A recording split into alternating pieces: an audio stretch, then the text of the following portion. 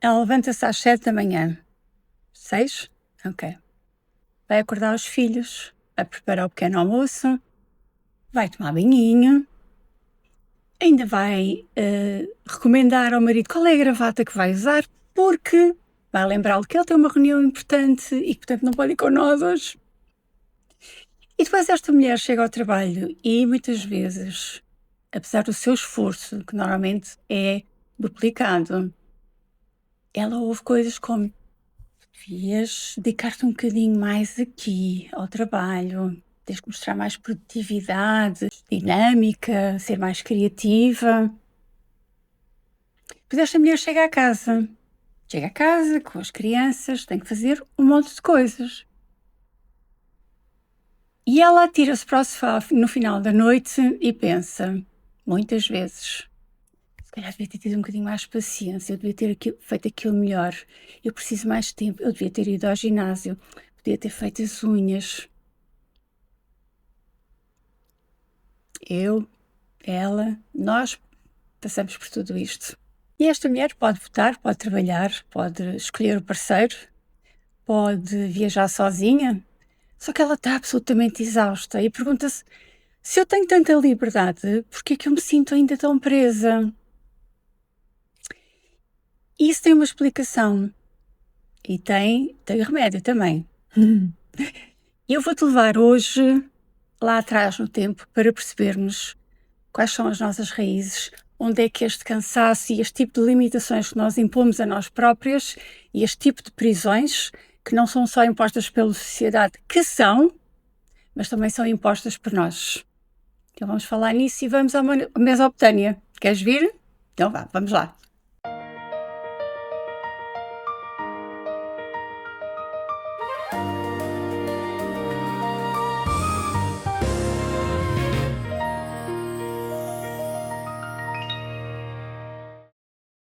Ora bem, o que é que eu estou a pedir agora? Vou pedir-te que subscrevas o canal, está bem? Porque isto dá algum trabalho a fazer, estas pesquisas que eu adoro fazer, mas faço, não é só para mim, também faço para partilhar convosco. Então vou pedir que cliques no sininho 2 vezes, que assim recebes as notificações, sim. Sempre que houver um episódio novo, recebes o tlim-tlim-tlim, pode ser? Então vai lá, eu aguardo. Já está? Vamos à Mesopotâmia, pode ser? Vamos à Mesopotâmia, portanto, no ano 750 a.C., o primeiro rei da Babilónia, chamado Hammurabi, mandou fazer o primeiro código legal da humanidade, com 262 artigos, ali esculpidozinho em terra, onde... Vamos ler juntas. Eu acho que temos que ler juntas. Vamos ler então o que é que este rei disse, decretou. Artigo 129. Se uma mulher for apanhada em adultério, deve ser amarrada, pausa dramática, e atirada ao rio com o amante, a não ser que o marido a perdoe. Aí o rei também perdoa o amante. Certo. Continuemos. Artigo 130. Se o homem violar uma noiva que ainda vive na casa do pai, repito, uma noiva que ainda vive em casa do pai, ele é morto e ela é inocente. Coisa que nos dias de hoje, lá para o Médio Oriente, não acontece. Certo? Portanto, aqui aparece um quê de proteção, não é? Não, guarda. Artigo 141. Se uma mulher decide sair de casa, se negligencia o marido, se destrói o lar, ela pode ser repudiada. Surpresa. E o marido pode casar com outra e mantê-la como escrava dentro de casa. Estão a ver como é que isto começou bem lá há 4.000 anos atrás? Vamos recuar um bocadinho. Antes das cidades, antes dos códigos, no Paleolítico, nós sabemos que éramos nómadas.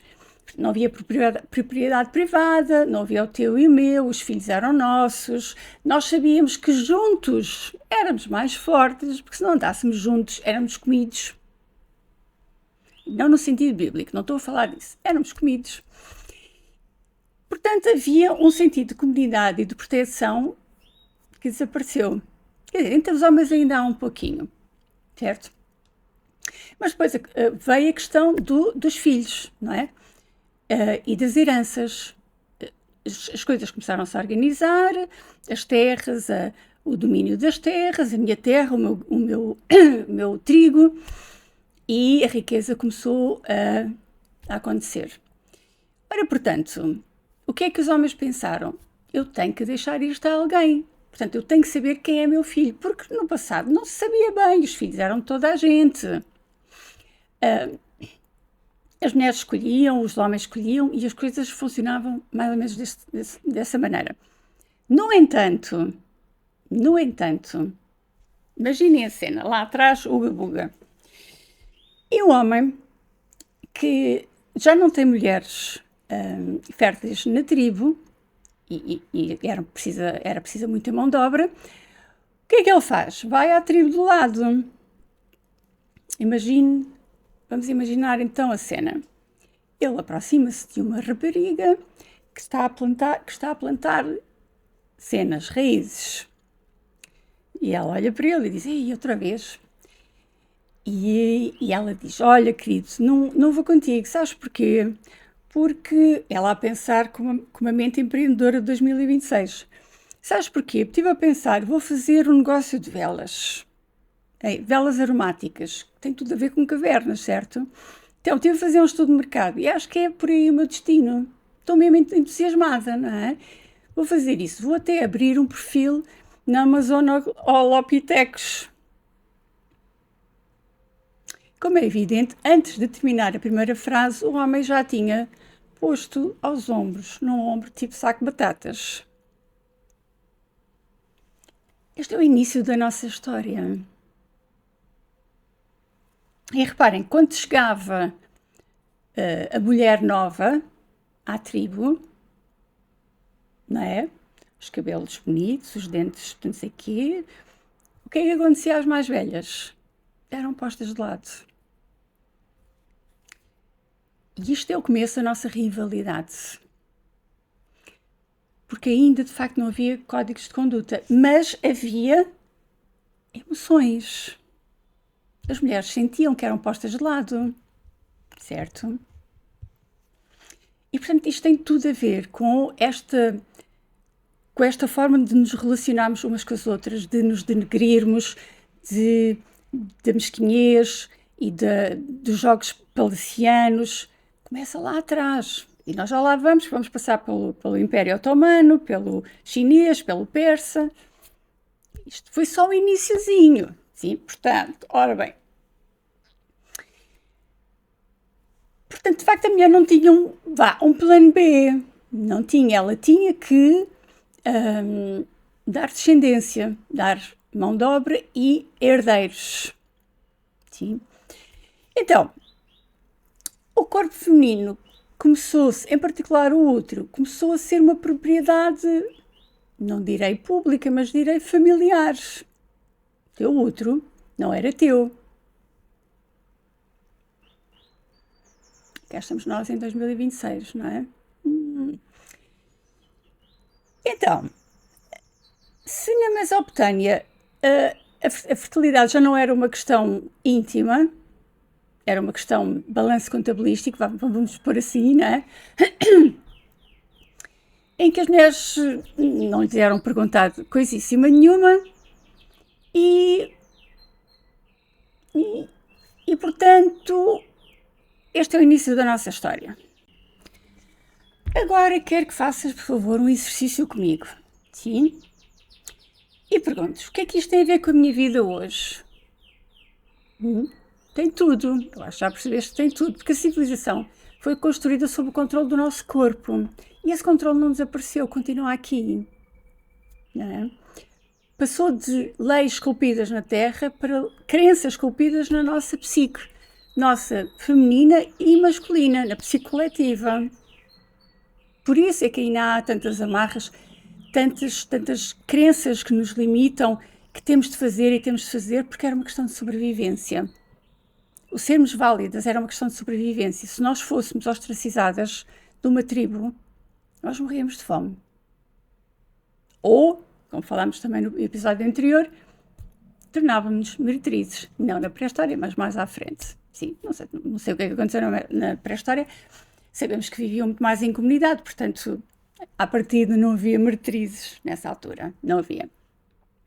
Portanto, estas vozes que nós ainda ouvimos de não és suficiente, devias ter feito mais, devias ser mais sexy, devias ser mais produtiva, estas vozes têm raiz lá atrás. É uma memória que tem 4.000 anos. É o raio do rei ainda aqui a fazer eco no nosso ouvido. E a PNL chama isto programação. E a espiritualidade chama o quê? Chama-lhe herança kármica. E eu chamo-lhe um passado que vive dentro de ti sem pagar o raio da renda. E nós sabemos o quão caras elas estão. Isto é tudo muito, muito profundo. Então, aqui estamos nós, nascidas num tempo onde podemos votar, estudar, trabalhar, escolher o parceiro. E, no entanto, ainda carregamos estas memórias, estas crenças que, de facto, o corpo ainda não é totalmente nosso, que o tempo não é totalmente nosso, que as nossas escolhas têm de ser justificadas e que têm de ser validadas pelos homens, quando nós sabemos que isso já não é verdade. Muitas vezes eles até já não querem, não é? Então, a pergunta que fica, e não é para responder, mas para levares contigo para a semana, é: se a civilização foi construída no controle do teu ventre, que parte desta construção ainda vive dentro de ti? A ditar as tuas escolhas, a alimentar as tuas culpas, a silenciar a tua voz, a conter-te, ainda com medo de brilhares e seres tu mesma, de abraçar-te a tua ambição, de abraçar as diferenças de queres ter mãe ou não queres ser mãe, de queres casar ou não queres casar. E isto ainda vai demorar algum tempo até nós nos capacitarmos disto. Deixo-vos este exercício de perceberem o que é que realmente na vossa mente, na nossa mente, é realmente nosso, ou são crenças com 4.000 anos, das nossas bisas, das nossas avós, das nossas mães. Nós temos que perceber o que é realmente nosso. E esta liberdade interior depende única e exclusivamente de nós. Os homens não têm absolutamente nada a ver com isto. É uma escolha nossa, é um trabalho nosso. Sim. Então, espero que tenhas gostado. Se gostaste, partilha. Eu acho que este é um tema muito relevante para a consciencialização da mulher e do homem. Tentarmos perceber que nós, de facto, não nos temos que canibalizar, mas temos posições, temos funções diferentes e há que abraçar isso. E cada vez mais nós temos... Esqueci-me do microfone. Cada vez mais nós temos de estar alertas porque, como nós sabemos, há aí uma onda que nem é de revivalismo, porque isto nunca aconteceu, não é? De desinformação. Eu recomendo vivamente que vejas um comentário que está na Netflix, que se chama Manosfera, para veres o que é que se passa por aí na cabeça de uns pseudo-influencers que dizem disparates muito graves, e que são ídolos de milhões, miúdos, que são aldrabões, que não têm nada que ensinar, não sabem nada de mulheres, nada, o que dizem é puro disparate. São homens pouquinhos, não é? São homens que têm medo das mulheres e que não conseguem posicionar-se ao lado delas, ao nosso lado. Este é o que está por trás deste discurso de ódio, é o medo. Porque nós vivemos numa fase muito interessante da nossa sociedade, não é? As mulheres estão a avançar, as universidades estão cheias de mulheres. Logo, os homens estão a ficar para trás. E em vez disto ser um estímulo para os homens para se tornarem melhores, como os homens não estão habituados a ter concorrência, está-lhes a custar muito. Estão perdidos.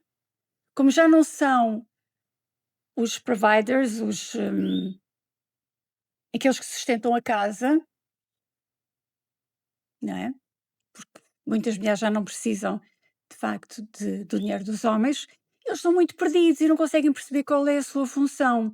E isso faz-los ter este tipo de discursos absolutamente incoerentes e insanos.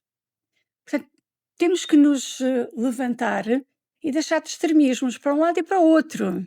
Sim, homens e mulheres têm funções distintas e são opostos complementares.